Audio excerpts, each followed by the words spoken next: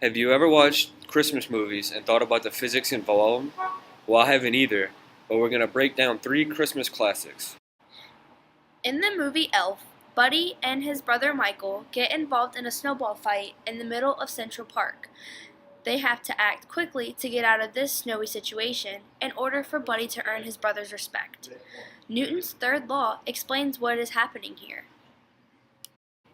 For every action, there is an equal and opposite reaction. This law is represented by the following formula. Let's take another look at this and break it down. As the snowballs hit the children, they exert a force on the children. This is why when you get hit with the snowball, it stings. In return, the children also exert a force back on the snowballs, which is what causes the snowballs to break. In this next clip, you can see that Buddy has gathered a pile of snowballs to throw back at the kids. Buddy has an absolute cannon for an arm. I don't think it is even possible to throw snowballs that fast. I bet those kids didn't see that one coming. Let's take a closer look and see if it is even physically possible for Buddy's arm to move that fast. The average person throws a snowball at 6.0 meters per second. Clearly, Buddy is throwing them at a faster rate. To prove this, we did an experiment at the park. Obviously, Caleb cannot throw that hard, as shown in the video. While preparing to steal Christmas, the Grinch decides to build a rather unconventional sleigh. He performs a dummy test to check his airbags.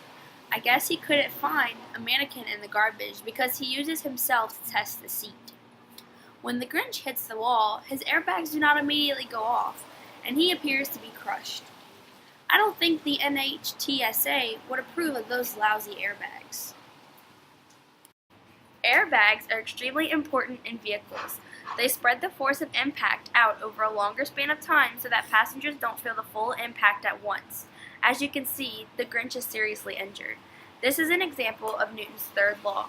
The sleigh exerts a force on the wall, but the wall also exerts a force back on the sleigh. In this clip, the Grinch is continuing to build his poorly constructed sleigh. I'd say it looks more like a Green Goblin than Santa. The following picture is a free body diagram of the video. There is a gravitational force acting on both the Grinch and the platform he is standing on. The combined normal and tension forces are equal to the gravitational force. There is tension because of the rope holding everything up. The tension force is Max pulling on the rope. While getting dressed for the jubilation, the Grinch snatches the tablecloth off of a table. Surprisingly, nothing falls off. Newton's first law explains this.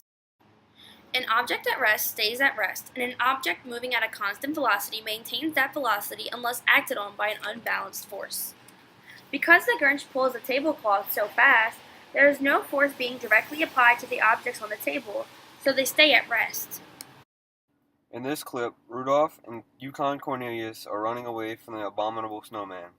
Their only option is to chip the ice to get away from the monster.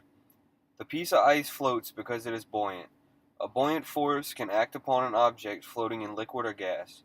Buoyancy opposes gravity so that objects don't sink. Newton's third law can also be seen here. As Yukon chips away at the ice, he exerts a force on it. The ice also exerts a force back on the ice pick, and because of both forces, the ice breaks. We hope you enjoyed the science behind these favorite Christmas movies. Merry Christmas!